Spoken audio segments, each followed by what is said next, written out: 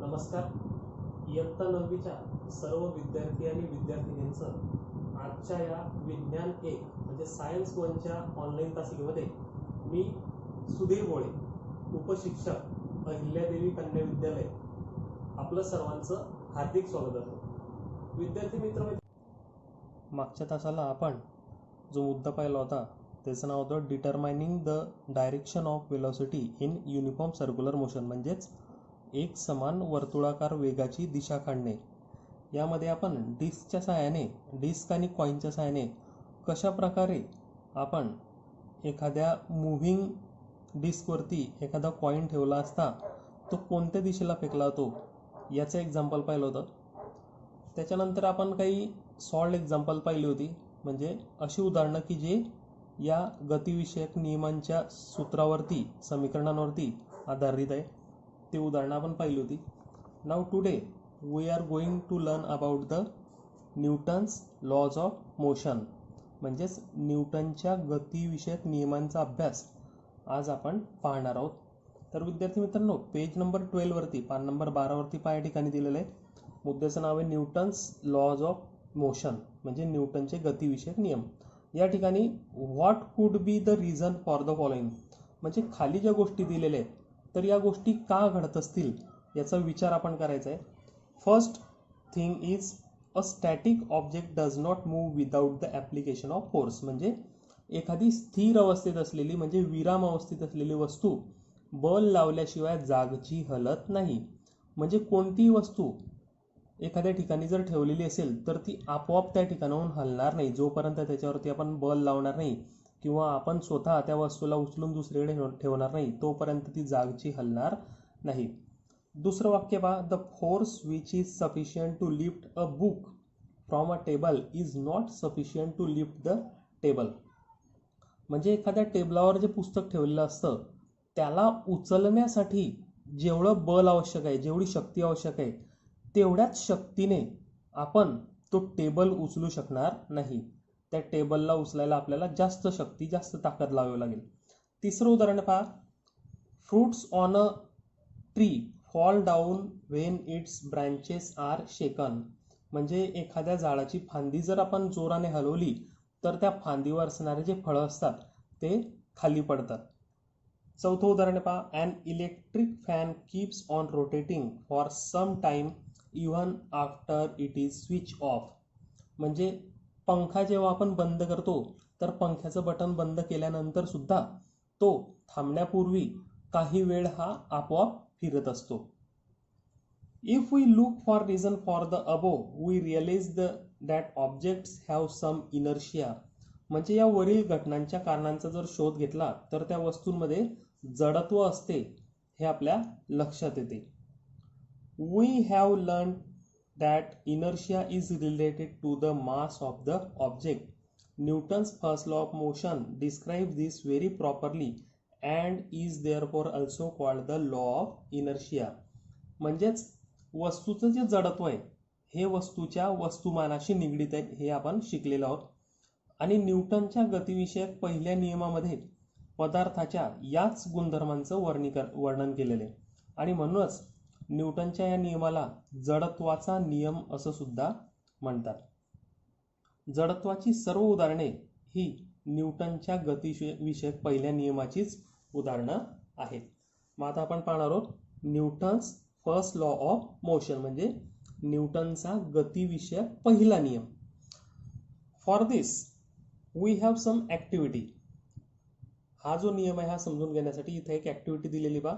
Fill a glass with a sand, keep a piece of cardboard on it, keep a 5 rupee coin on the cardboard. Now strike the cardboard hard using your fingers and observe what happens. या ठिकाणी आपल्याला activity दिलेली की एका ग्लासामध्ये वाळू भरा, म्हणजे रेती भरा. त्या ग्लासावरती एक चौकोनी पुठ्ठा ठेवा आणि त्या पुठ्ठ्यावरती एक 5 रुपयांचं नाणं ठेवा. आता या पुठ्ठ्याला बोटाने जोरात टिचकी मारा आणि काय घडतं याचं निरीक्षण करा. तर विद्यार्थी मित्रांनो, you will see when we strike the cardboard the coin will falls in the glass. म्हणजे जेव्हा तुम्ही त्या कार्डबोर्डला टिचकी माराल त्यावेळेस तो 5 रुपीजचा जो कॉईन असेल it will fall in the glass. तो ग्लासमध्ये पडेल आणि फक्त ते कार्डबोर्ड जे असेल म्हणजे तो पुठ्ठा जो असेल तो फक्त फेकला जाईल, मात्र तो कॉईन त्या ग्लासमध्ये पडणार. Why this happens? This happens due to the inertia. त्या कॉईनच्या अंगी असलेलं जडत्व, त्यामुळे ते अशा प्रकारचे आपल्याला त्या ठिकाणी रिझल्ट मिळतो. म्हणजे अशा प्रकारचं आपल्याला समजतं की ते कार्डबोर्ड फक्त फेकलं गेलेलं आहे, परंतु तो कॉईन मात्र तिथंच त्या ग्लासमध्ये पडलेला आहे. या ठिकाणी पहा, बॅलन्स अँड अनबॅलन्स फोर्स. म्हणजे बॅलन्स म्हणजे काय तर संतुलित, आणि अनबॅलन्स म्हणजे असंतुलित. हे बलाचे प्रकार आहेत. These are the types of force, balance and unbalance force. You must have played tug of war so long as we forces applied by both the sides are equal, that is balance. The center of the rope is static in spite of the applied forces.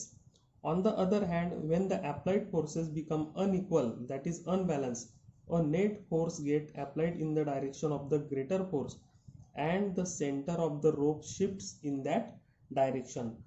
Tug of war म्हणजे रस्सीखेच हा खेळ तुम्ही खेळलेलाच आहे. आणि यामध्ये तू पाहिलं असेल की जोपर्यंत दोन्ही बाजूंनी प्रयुक्त केलेलं बल सारखं असतं तोपर्यंत ती जी रस्सी असते, ती जी दोरी असते, त्याचा जो मध्य असतो तो स्थिर असतो, कारण दोघे बाजूंनी बल सारखं असतं. सारख्याच ताकद असलेली मुलं ती दोरी दोन्ही बाजूंनी खेचत असतात. आणि अशा वेळेस दोघे बाजूला बल सेम असल्यामुळे ती जी दोरी असेल तिचा जो मध्य असतो तो बराच वेळ स्थिर राहतो. इथं दोन्ही बाजूंना लावलेले बल समान असल्याने म्हणजेच संतुलित असल्यामुळे त्या ठिकाणी बल प्रयुक्त केलेले असून सुद्धा रस्सीचा मध्य, दोरीचा मध्य जो असतो तो स्थिर असतो, म्हणजे रिझल्ट लवकर लागत नाही.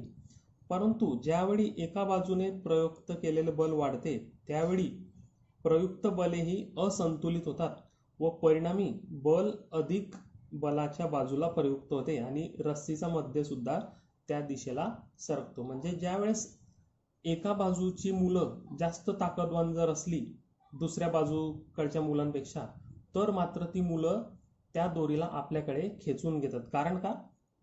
त्यावेळेस जे बल असतं त्या ठिकाणी ते अनबॅलन्स्ड असतं. ते जे बल असतं ते अनबॅलन्स फोर्स असतो आणि म्हणून ज्या बाजूला जास्त ताकद असलेली मुलं असतात त्या बाजूला ती रस्सी किंवा ती दोरी खेचली जाते.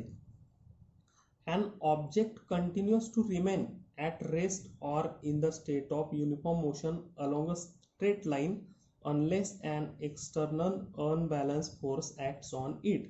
This is the Newton's first law. म्हणजेच जर एखाद्या वस्तूवर कोणतेही बाह्य म्हणजे बाहेरचे असंतुलित बल कार्यरत नसेल तर तिच्या विराम अवस्थेत किंवा सरळ रेषेतील एक समान गतीमध्ये सातत्य राहते. म्हणजे एखादी वस्तू रेस्ट पोझिशनला असेल तर ती रेस्ट पोझिशनलाच राहील. कुठपर्यंत?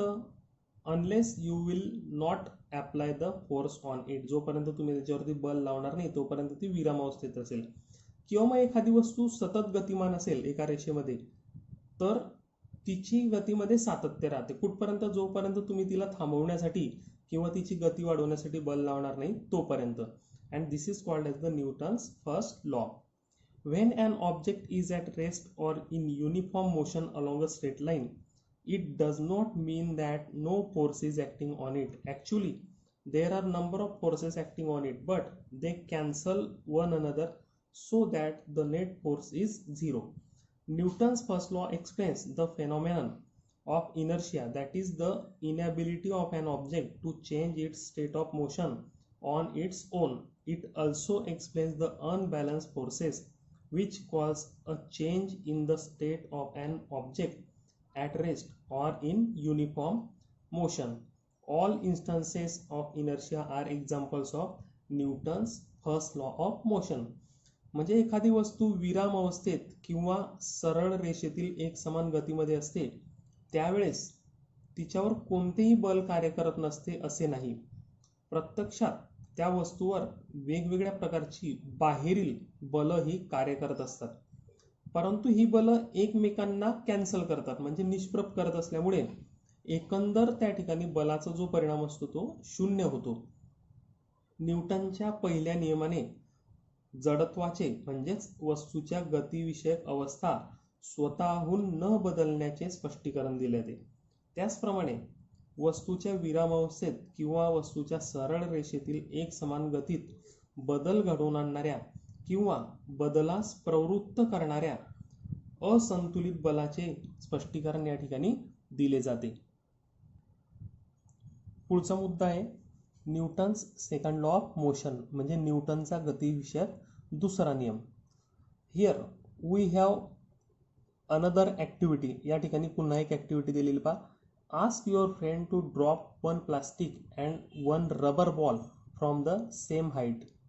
You catch the balls. Which ball was easier to catch and why. म्हणजे तुम्ही तुमच्या मित्राला समान आकाराचा एक प्लास्टिकचा आणि एक रबराचा बॉल उंचावरून खाली टाकण्यास सांगा आणि तुम्ही त्या चेंडूचा झेल घ्या आणि दोन्ही चेंडूचा कॅच पकडल्यावर तुम्ही कोणत्या चेंडूला सहजपणे कॅच करू शकतात आणि का. तर you will see the plastic ball was easier to catch. म्हणजे प्लास्टिकचा जो बॉल असतो तो कॅच घ्यायला सोपा जातो. The mass of a plastic ball is much less than that of the rubber ball. When the velocity is same, the lighter body produces less impact than a heavier body.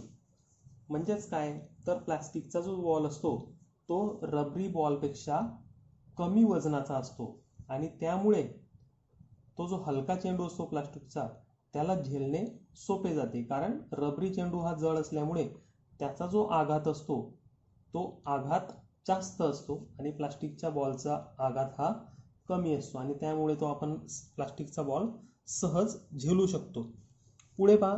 Ask your friend to throw a ball towards you at slow speed. Try to catch it. Now ask your friend to throw the same ball at high speed towards you. Try to catch it. Which ball could you catch with greater ease and why. म्हणजे तुमच्या मित्राला एक चेंडू हळूच फेकण्यास सांगा आणि तुम्ही तो कॅच करा. आता तोच चेंडू तुमच्या मित्राला जोराने फेकण्यास सांगा आणि नंतर तो कॅच करण्यास प्रयत्न करा. तर कोणत्या वेळी तुम्ही चेंडू सहजपणे कॅच करू शकतात आणि का. तर तुमच्या असं लक्षात येईल की Wien the speed of the ball is slow you can catch it very easily and but Wien the ball is coming with a high speed you will have some efforts to catch it. A ball with slow speed produces less impact than a ball with high speed. म्हणजेच ज्या वेळेस तो ball हळू फेकलेला असेल त्यावेळेस तुम्ही तो सहज झेलू शकता. मात्र जेव्हा तो जोराने फेकला जाईल वेगाने फेकला जाईल त्यावेळेस मात्र त्याचा आघात हा जास्त असेल आणि म्हणून त्यावेळेस कॅच करताना तुम्हाला थोडासा त्रास होईल. The effect of one object striking another object depends both on the mass of the former object and its velocity. This means that the effect of the force depends on a property related to both mass and velocity of the striking object. This property was termed as momentum by Newton. म्हणजे एखाद्या वस्तूने दुसऱ्या वस्तूवर केलेला आघाताचा जो परिणाम असतो हा त्या वस्तूचे वस्तुमान व तिचा वेग या दोन्ही गोष्टींवर अवलंबून असतो. म्हणजेच बलाचा परिणाम घडवून आणण्यासाठी त्या वस्तूचे वस्तुमान व वेग यांना एकत्र जोडणारा जो गुणधर्म असतो त्यालाच न्यूटनने संवेग असं म्हटलेलं आहे. मोमेंटम म्हणजेच काय तर संवेग. Momentum has magnitude as well as direction. Its direction is the same as that of the velocity. In SI system, the unit of momentum is kilogram meter per second, while in CGS system it is gram centimeter per second. If an unbalanced force applied on an object causes a change in the velocity of the object, then it also causes a change in its momentum. The force necessary to cause a change in the momentum of an object depends upon the rate of change of momentum. म्हणजे संवेगाला momentum म्हणजे काय संवेग. या संवेगाला परिमाण आणि दिशा दोन्ही असतात म्हणजे मॅग्निट्यूड आणि डायरेक्शन दोघंही असतात आणि त्या मोमेंटमची जी डायरेक्शन असते ती वेलोसिटीच्या दिशेने असते. एसआय पद्धतीमध्ये तिचं एकक मोमेंटमचं जे एकक आहे ते किलोग्रॅम मीटर पर सेकंद संवेगाचे एकक, आणि CGS पद्धतीमध्ये संवेगाचे एकक म्हणजे मोमेंटमचं जे एकक आहे ते ग्रॅम सेंटीमीटर पर सेकंद. जर वस्तूवर प्रयुक्त केलेलं असंतुलित बल वेगामध्ये बदल घडवून आणत असेल तर तेच बल संवेगात सुद्धा बदल घडवते, आणि वस्तूच्या संवेगात बदल घडवून आणण्यासाठी आवश्यक बल संवेग बदलाच्या दरावर अवलंबून असते.